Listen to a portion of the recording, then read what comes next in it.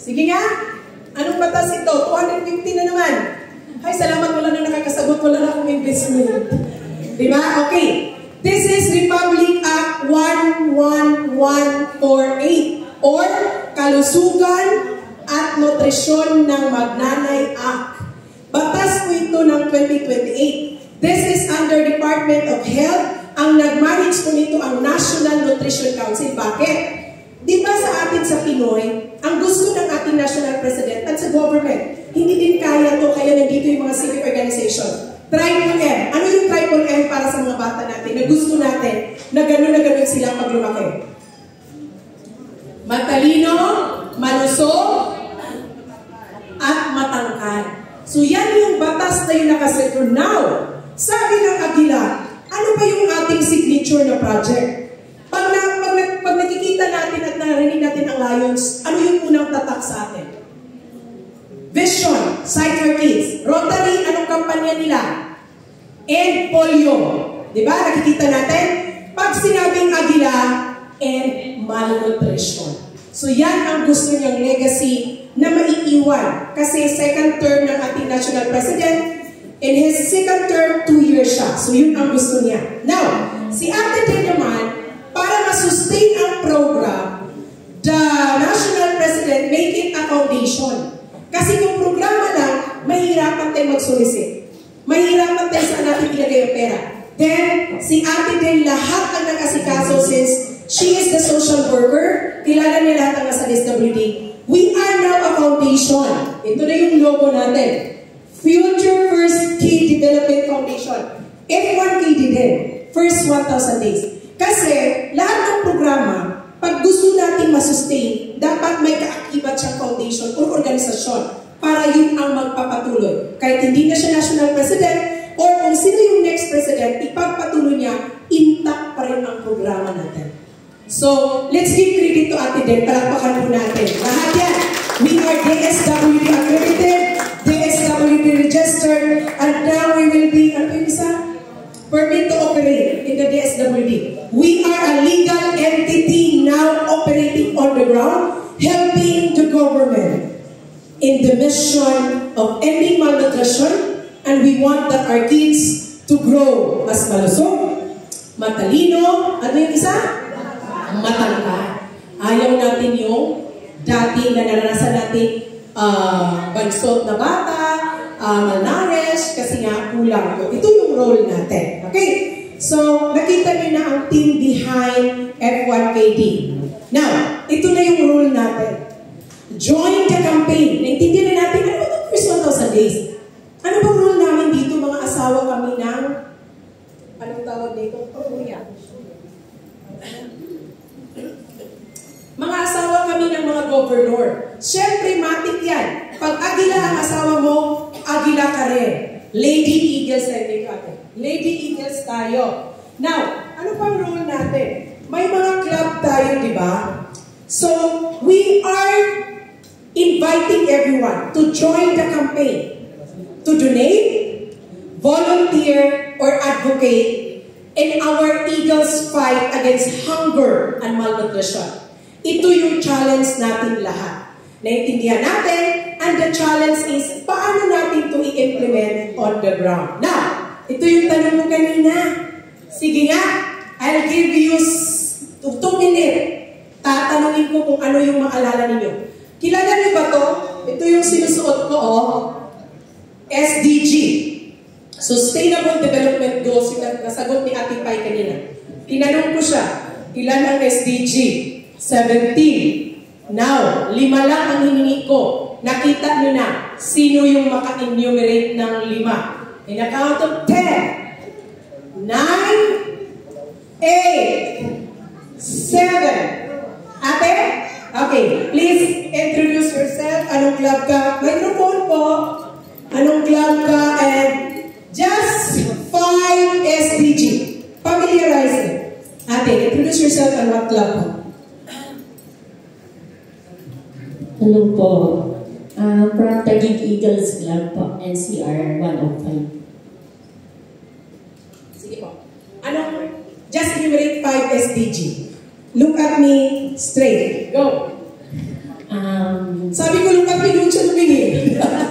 Kasi nakikita siya, busy itong babaeng to. Sige ate, go!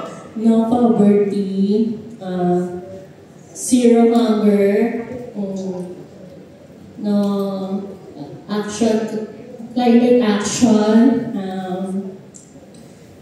life below water, Isa na lang! life on land. Okay, asawa mo talaga siya. Okay, thank you ate. So from asan kaya? Taguig. Thank you ate for Pang-tollgate daw. Charot. sa tollgate si ate. So, thank you for enumerating. Alam mo, para mas mapadali sa inyo, diretso lang.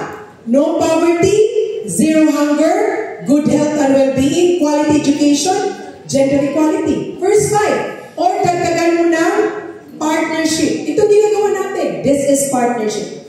Why I introduce you this SDG? Lahat po ng proyekto natin, maririnig nyo yan. Wala naman kasing taga-government dito eh. Pero para lang makilala natin siya. Lahat ng ginagawa natin naka-align yan sa UN SDG. What is UN? United Nations. Lahat yan naka-angkla. Then, bakit kaya gusto ng ating presidente to end malnutrition? Para malink natin sa zero hunger, good health and well-being, and no poverty. Kasi tuturuan din natin sila ng livelihood. Now, familiarize this mga ate. Just for your own sake lang. Ito pala ang SDG. Bakit pala kailangan namin to? At ito pala ang mga SDG. Kilala ko na yan. Para hindi tayo magiging ignorante pag tanungin tayo what are the SDG. Pinakita ko lang kasi again, lahat ng ginagawa natin po, nakaangkla po sa SDG. Meaning, sustainable po lahat ang ating ginagawa. Now, ito, nakafocus tayo sa end hunger. Achieve food security, improve nutrition, and promote sustainable agriculture. Palaging naka-intertwine ang food security pag sinabi mo end malnutrition and no poverty. Why? We are going, di ba kita niyo kanina sa ating org structure, meron tayong education and nakalimutan ko, education team ko, magtuturo sila.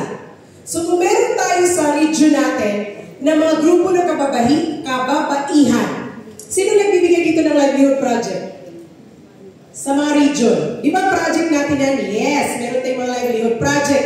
Ano yung mga livelihood project na binibigay natin? Di ba tinuturuan natin yung mga babae? Empowerment of the women, especially the less privileged. Kasi sabi natin, nag-commit ang Pilipinas that by 2030, end hunger and ensure access by all people. By the way, mga ate and kuya, hindi ko po ito ginagawa-gawa. Ito po lahat, again, ay nakaangkla sa ating SDG at sa programa ng gobyerno na Ambisyon 2040. Nakaangkla po tayo lahat. Then, ICN. Meaning ng ICN? International Conference of Nutrition. Second, may 2. Second International Conference of Nutrition Declaration, the 10 Commandments. Naka-attend ako nito kaya meron ako SDG na 10. Isa tayo sa Pilipinas na nag-sign na by 2030, ma-eradicate na daw ang hunger and prevent all forms of malnutrition in the Philippines. Sa tingin ninyo, kaya natin? Di ba challenge pa siya? Kasi nga, hindi pa natin napuntahan doon sa kasuluk-sulukan pa talaga na mayroon pa talagang nangangailangan na mga less privileged. Actually, kahapon, galing po kami sa ITAS community, ITAS. So, we partner with Lakbay Pinas, NCR 48, the F1KD partner with that region. So, ang partner natin sa NCR, ang region ni Governor Ferrer. Ano ngayon? NCR 122. Dito naman sa taga-saan natin sila ni South, sila ni Kuya Edward. Ano ngayon? Lakbay Pinas is nationwide naman sila. So, NCR 48. There are so many regions who wanted to support, but we make it sure na sureball tayo. Dahan-dahan, hinay-hinay ba? Pero sure siya. Kaya nagkaroon tayo ng mga ganito. Now, I'm letting you, I'm just asking you just a minute to to just listen, what is this first 1,000 days? First 1,000 days of life is a critical stage of a child's growth and development. This stage begins from the time of conception up until the second year of a child. It offers a golden opportunity for parents to shape a healthier and more prosperous future for their child. The first 1,000 days of life consists of 3 separate stages. The first is pregnancy.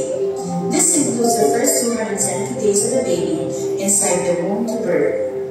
During this stage, a mother's nutrition is a matter of utmost importance. Mothers should drink iron and folate to prevent anemia and birth defects. It is important for mothers to consume adequately iodized salt. Iodine deficiency may reduce the baby's IQ by as much as 10 to 15 points and may also lead to low birth weight and stillbirth.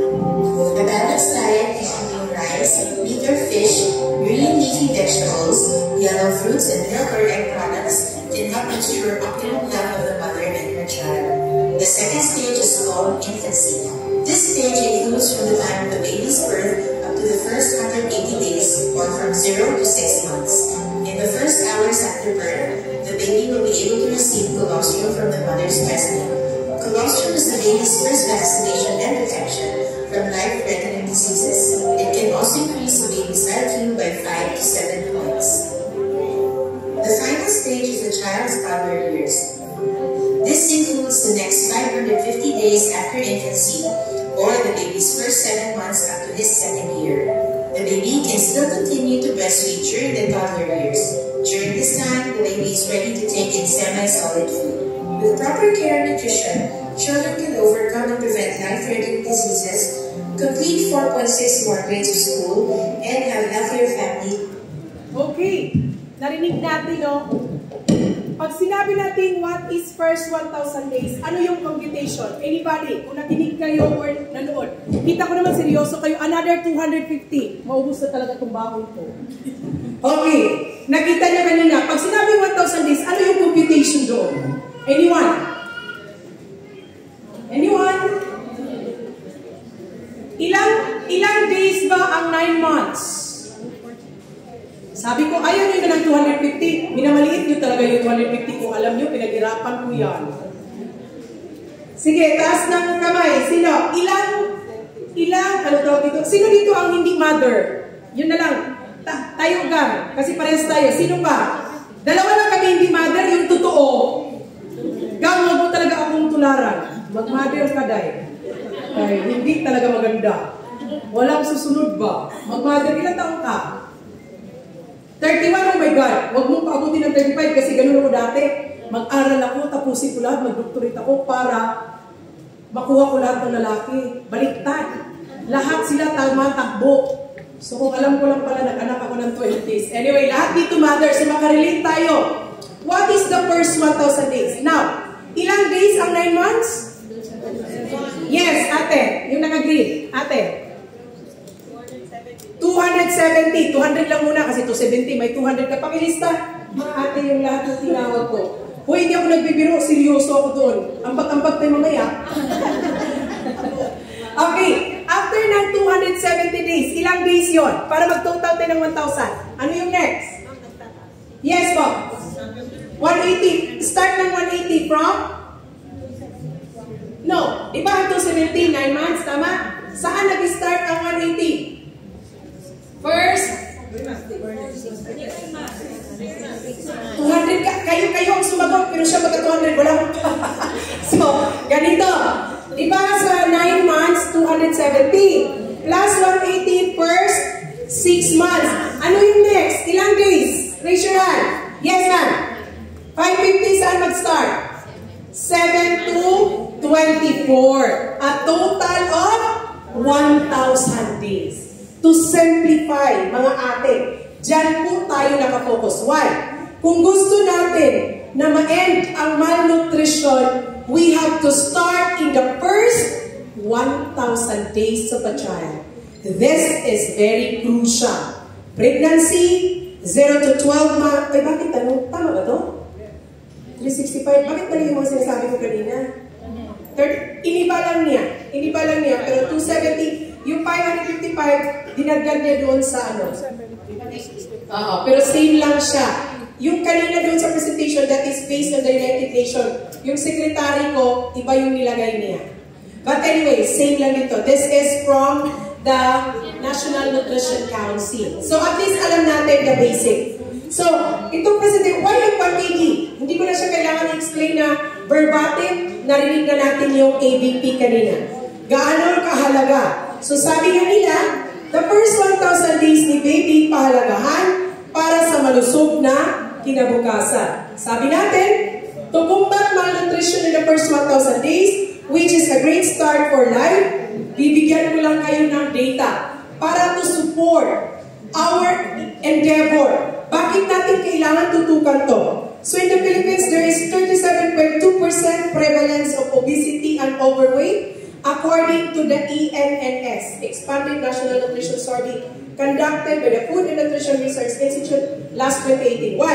Because the law is being signed last 2018. Nagiging ako ng latest, so far the data is still on progress. So this is 6.1% increase from the 2015. Pero today's 2025, 10 years ago, mas tumaas. Doon natin makikita, ano ba yung mga endeavor na ginagawa ng government? Nabatas na siya. May pundo ba ito?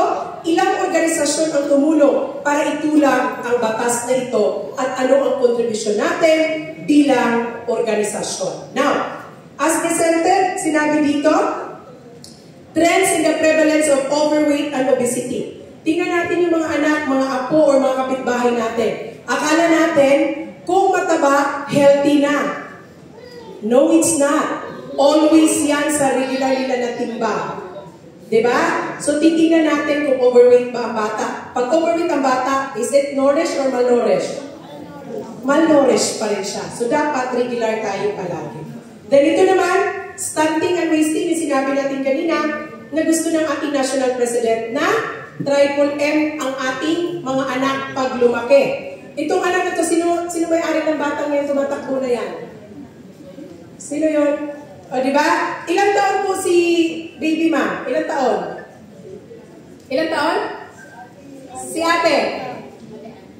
Di ba may regular timbang tayo sa 6, di ba? Titingnan natin siya payat, pero na normal ang kanya. Is he nourished, malnourished, or ano ang timbang niya? O si, member na natin ng club lang, may malnourished tayong anak or apo? Apo. Okay. Si, huwag natin lumayo. Dito na tayo sa room na to. Kasi nakita ko siya, when I was 6 years old, ang tangkad ko po. Sa katangkaran ko, pagdating ko ng grade 6, hindi na po ako tumubo. Kasi nausog ata ako. Nausog ako, promise. Sabi ko, bakit ako tumubo? Kasi nung una ako lumaki, ako lahat. Palagi ako nasa likod nakaupo. Pag-graduate ko ng grade 6, hindi na ako tumagkad. Kaya I hate. Itong batang to, ilang taon? Ilang taon itong bata? Normal to. O yan. Makikita natin ang bata kung kanina pagkita ko pa lang kay ate, sabi ko something. Ipa-check mo baka sa liver, sa ilalim niya. Kasi di ba, I remember before when I was elementary tayo lahat, di ba may purga-purga? Purga ba yun sa Tagalog? Di ba meron yan? Tapos parang may lumabas sa akin dati, bitok ba yun? Bulati, bitok ba sa akin mo sa Bisaya? Sorry, bulati pala yun sa Tagalog. Yan. Pero normal yun sa bata. Pag ang bata, ang anak apo mo, hindi dumaan sa ganun, ma'am. Tapos nakita mo, please check, may problema at hindi siya makakonsentrate. Pero sabi mo, ma'am, she is very active, but don't be complacent. Kasi makikita mo yan. So yun, ganun na yun, kaya ito. So di ba ang ganda ng example, nakikita natin. Now, ano ang rule natin? Kaya dinidiscourage natin ang one-time feeding program. Why? Wala po siyang impact. Pag kayo may club, please do a supplementary feeding program. What is supplementary feeding program? That is 12 consecutive days. That is affirmed by our DSWD officials. Kung gusto nyo mag-feeding program, do a supplementary feeding program. Example, next month is July. What is July? Nutrition Month. Kung gusto natin na yung club natin, ang region natin may impact, Puntahan niyo yung school. Dati kasi during our time, daycare center. Ngayon kasi CDC. What is the meaning of CDC? Community Development Center. Di ba yun yung daycare? Yan. Puntahan ninyo, i-check ninyo. Check with the Barangay Nutrition Council. Check with the Barangay, ano yung BHW? Barangay Health Worker. We have to work with them. Then do a supplementary feeding program. 12 consecutive days or 15 days straight or 1 to 30 days straight. Anong gagawin? Timbangin niyo yung anak, timbangin yung bata before, timbangin yung after. Kung hindi siya tumaba o hindi nag-increase ang kanyang timbang, walang kapunta-punta ang ginawa niyo. Pinakain niyo ng lugaw na walang itlog. Diba? Timbangin niyo, i-report niyo sa atin. We will help the club to be recognized by the DSWD. Because the DSWD is giving award. Diba, Ate Jen? Giving award to the social civic organization who help the government in terms of ending malnutrition. So yun po pag-iusap natin. We are here to guide and help the clubs. Magtulungan tayo para masabi natin that in our region, Ate JL, we have an impact. Why? We adopted a CDC with 50 children. We don't need 100. 50 children. Una naming malnourished. Pagkatapos namin ng 30 days, tumaas po at naging normal po ang timbang ng bata. Ang ganda ng report na yan. And that's the legacy. Kahit papano, maliit lang siya, pero may impact sa pamilya, may impact sa bata at sa komunidad. And we have to make sure, and we are assured na yung batang natulungan natin, maganda ang kinabukasan niya.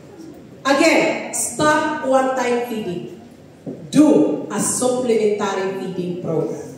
12 consecutive days or 1 straight 15 days and 30 days. Maganda natin gawin lahat, sama-sama tayo ng July. Because July is Nutrition Month. Yun ang ambag natin sa komunidad. Huwag na natin isipin yung government na yan, marami silang pera. Tayo bilang mga agila.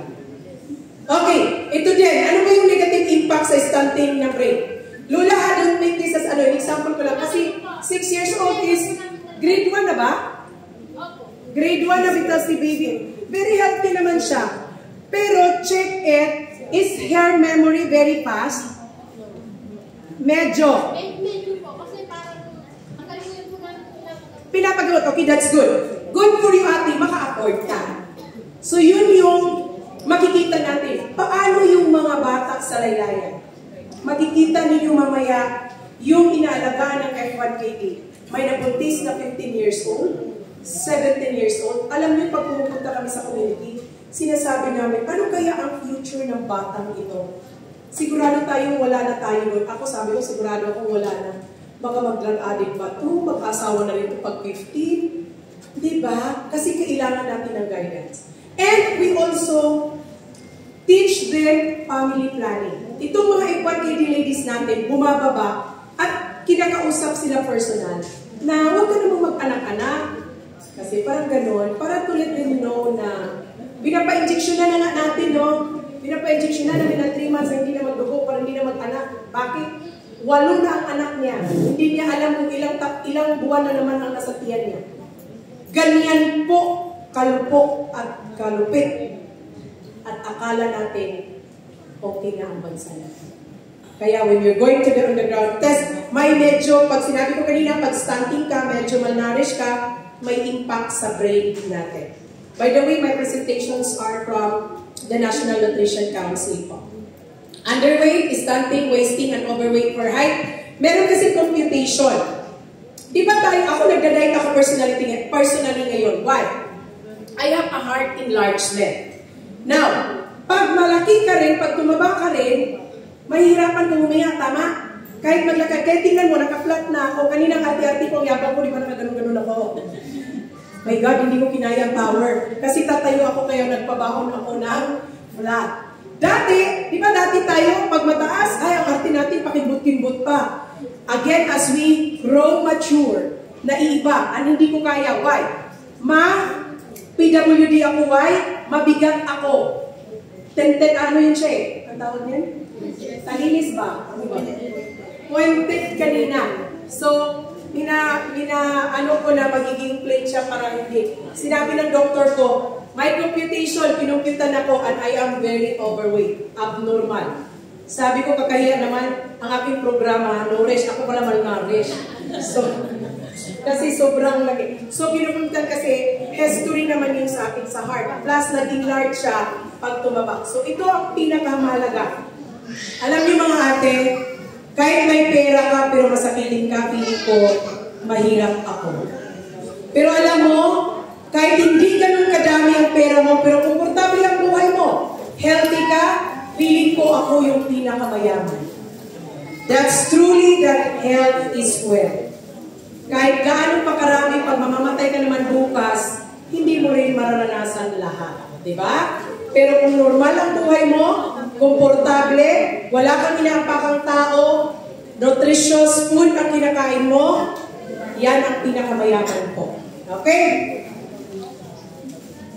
Ending malnutrition, pinapakita ko lang yung mga data. Paano tayo makakontribute dito? Sabi ng United Nations, 45 million children under 5 years old suffer from wasting or low weight for the height. Kanina nakita natin yung ako ni ate.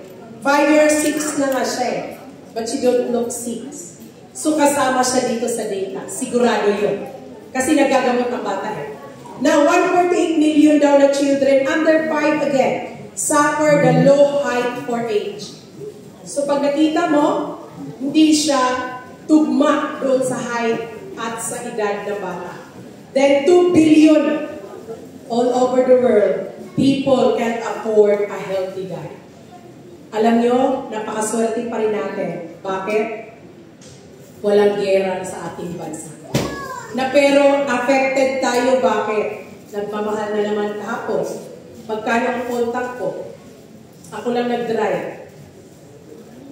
Dati ang contact ko sa sakyan ko 2.8, kahapon almost 4,000. Sabi ko, for Diyos, for Santo, magkano ang toll gate?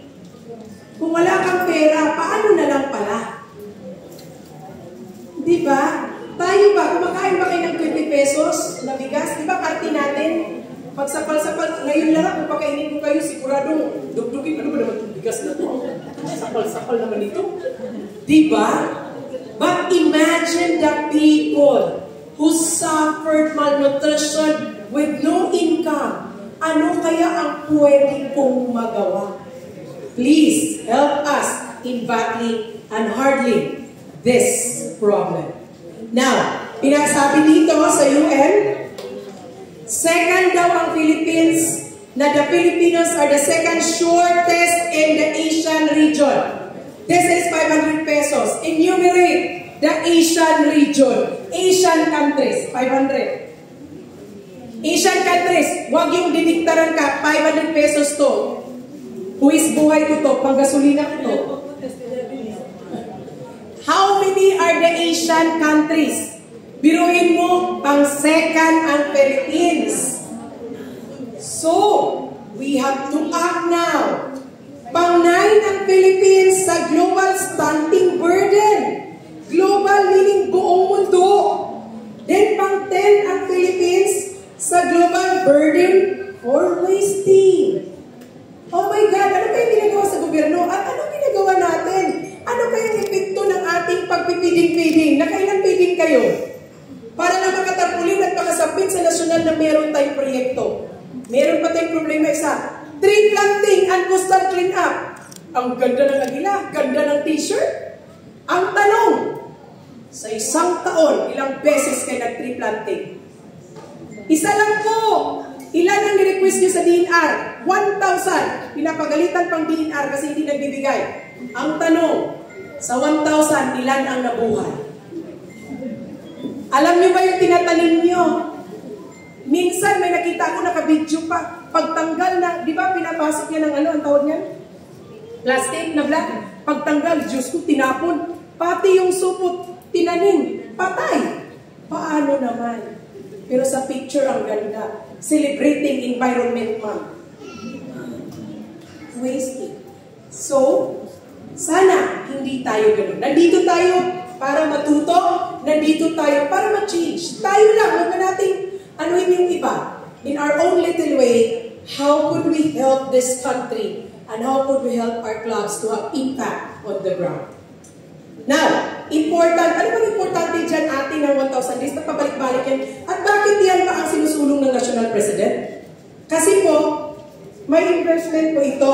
Kino-convert ko lang ito ng dollar kasi ang dollar fluctuating eh. How much is the dollar today? 56, 55? 56? Diyos ko, pagtataas pa yan. Do you think, okay, paano nyo naman sasabi na malulugi tayo? Pagtataas ang dollar o bababa ang dollar? My understanding is business woman tayo lahat dito. May mga negosyo, may kunting negosyo, mga asawa natin. Hindi, akala lang natin yan, hindi natin napitin. Pero dahan-dahan, may impact po lahat ng action natin on the ground. Okay, ito yung investment. Ano ba yung ROI natin kung mag-ano tayo ng malnutrition?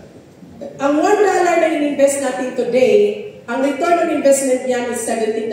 By the way, 53 pa itong computation. This computation is from the National Nutrition Council. Hindi pa ina-update for discussion purposes. We can just change the amount. So sample natin 53. Nag-invest ka per buntis, magkano ba? Tapos ang babalik sa'yo 912. So malaking bagay na rin siya. Kung negosyante tayo, na pwede natin i-compute siya. So that is in the side. Ano ba yung cost ng malnutrition ng economy? Biruin mo yung economic losses from undernutrition. It's how many billion a year. Hindi pa updated ang presentation ko. How much more kung in-update ko?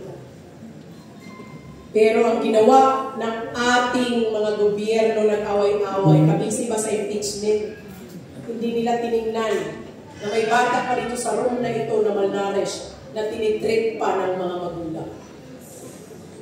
Alam mo, minsan nagkakaano tayo, hindi, huwag na tayo lumayo doon sa government official, balik tayo sa club. Di ba the ego? Yung pride ng bawat miyembro ang nakapagwata-wata. Pero I'm very happy to see yung grupo ni Kuya Ronald. Palapakan natin, palapakan yung mga sarili nyo. Intact sila. Bakit intact? Mayaman din kasi si Kuya Ronald, no? Libre din kasi sila, no? Ganon, sana all. Ganon. But, happy to see. Si Kuya Ronald, even sa Zamboanga, very cooperative. Lahat din ng ladies, di ba ate, pumupunta din sila. Sabi niya, kahit saan ng FRKD, full support siya. Meaning, nakita niya kahalagaan. Sa loob niya, mayaman ako, marami naman akong pera. Bakit? Hindi ko nalang ilagay kung doon sa may impact ko ng mga proyekto ko. Di ba, ladies, mga ating, nag-usap tayo, pero hanggang usap lang pala yun. Kaya ba tayo mag-launching dyan sa inyo? I wanted before this seminar, mag-usap na tayo, may mga ladies tayo para babalikan. Sana sa nutrition ma. So that we can work together. Region ba? Or club?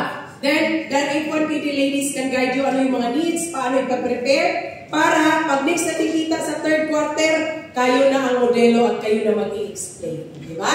It's so nice. Alam mo ang saan ang third quarter natin? Sa Bicol. O di ba, naguna-una ko, hindi pa nila iprubahan, sinabi ko na. Ay, approve na pala. Mabuti. Kasi kung nagsabi ako na hindi approve, invalid yung sinasabi ko. So, kaka-approve lang nila na Bicol. So, third quarter, magkita-kita tayo kung nandito pa tayo. Nandito pa ba tayo niyan? Yeah. Diba? So, magkita tayo sa Bicol, hindi lang tayo magpasyal doon sa perfect cone na, ano yun? Mayon Volcano. Pero sana, pag next natin kita, maganda ang report ate. We did the 15-day supplementary program. At ito po ang resulta. Napakagandang impact at i-report natin sa ating mga kuya at maging masaya ang National President natin na we did it by heart, with passion. F1KD, fostering kindness, unity, and discipline.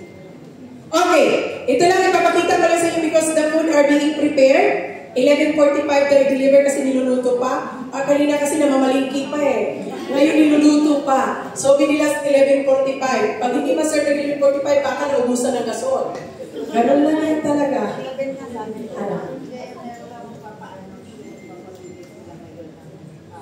Ay! Meron magpapanans. Tapos akala ko apelyido ko, Lagundi. Di ba Lagunda ako? Parang hindi ko na ito gusto. Inaaway niyo na ako. So, mamaya daw, kasi nakikinig naman lahat ate? Mayroon isa-isa sila bibigyan? No. Bakit? You need to text daw Lagundi and... Oh my God, you need to text Lagunda. You need to text. Okay. Open your cellphone. Just add ano pa, para hindi naman straight ang ano natin. Open your cellphone. Text Lagundi. Space. Capital letters lahat? Yes po. Lagundi, Lagundi. Lagundi space your name. Maganda ito sa akin kasi Lagundi space Lagunda. Oh no. Can you text Hardy? Text mo yun. Ayaw po yung Okay. Mamaya ay papasalita ko siya, no? Tapos mamimigay ng Citronella ang Lagundi products. Ito na naman yung Lagundi. Kaya doon sigurado akong hindi nyo ako makalimutan. Kaya ako pinagbigyan to para hindi nyo ako makalimutan. Lagundi. Side sweet nyo lang. Lagunda. Diba? So, again, text Lagundi space Lagunda. Lagunda name. Text Lagundi space Lagunda and send to 09. Asan di ako? Send. 0998. Okay, makinig. 0998-95-91590. Again, text Lagundi space your name to 0998-959-1590. Ang Rich Corporation. Ano yun? Rich Corporation Company. Rich Corporation under Patrick Roque. So mamaya, sa pagkatapos ko. So after na mag-text, mayroon ng... Mamamigay sila. Yung first 30 na makakakuha. First 30 na makapag-text. Kaya ngayon, pindot na. Again, text Lagundi space name to 0998-95-91590. Hindi ko na ibabalik kasi umay na ko sa Lagundi na yan. Okay, so, di ba? Meron pa tayong pag-uwi natin yung Lagundi. Actually, pag inuubo ako, totoo, malaking tulong yung Lagundi pag inuubo ako. Okay, yung nakita nyo dito sa board, ito yung sa MOA natin sa National Nutrition Council. Okay, acknowledging the arrival of our late si Governor GM. Kita nyo kanina doon sa org structure na may admin officer tayo, lady. Kuya, forward ka muna. Ang pinakagwapo, kasi ikaw lang naman mag-isa pero kung may hindi ka gwapo. Siya yung kasama din natin sa airport, kaya na nag-iisang lalaki. Nag-MC kasi siya doon. Kuya, just a few words. May mga babae ka ba doon? Wala na po. Ang meron na lang doon yung mga asawa ng pinapay, pero it's okay, no? So once again, good morning po mga ate ko. Magandang po kayo sa umaga. Ngayon pala nagpapasalamat po kami on behalf of our National President sa programa ng First 1,000 Days, of course, headed by our Ate Denden and Ate JN. Naway, supportahan natin ito kasi ito po yung flagship project. As we all know, our Eagles ngayon ay puro band-aid solution. What I mean is, pag may bagyo, bigay. Pag may sunog, bigay. Hindi po tayo natatandaan actually kasi lahat ng organization ginagawa na po yan. But this time, sabi nga ni Ate Jelly, nabangin niya ang Rotary, tumutulong sa mga may polio. Ang ibang organization ay dito. Ano ang Eagles?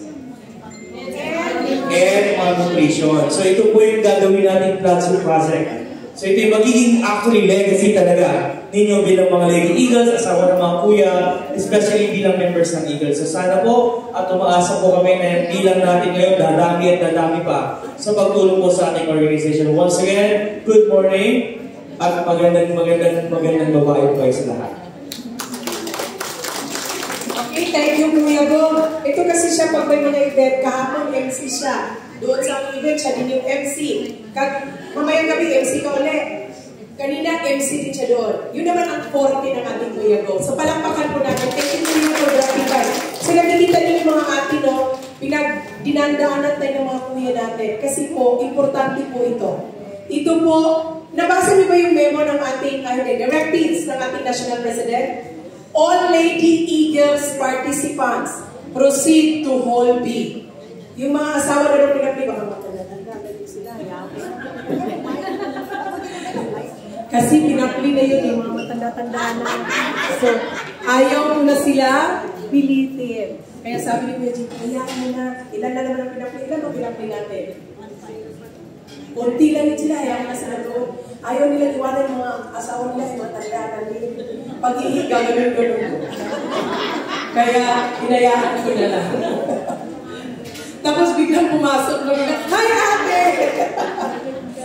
Anyway, so, mga ate, lahat po natin pinapakain, hindi po siya gawa-gawa again. Nakasubaybay po tayo kung ano yung binibigay ng National Nutrition Council. Maliit ito, but I am just showing to you. Naka-MOA po tayo. Then we will be renewing our MOA this coming October po with the FRKD Foundation.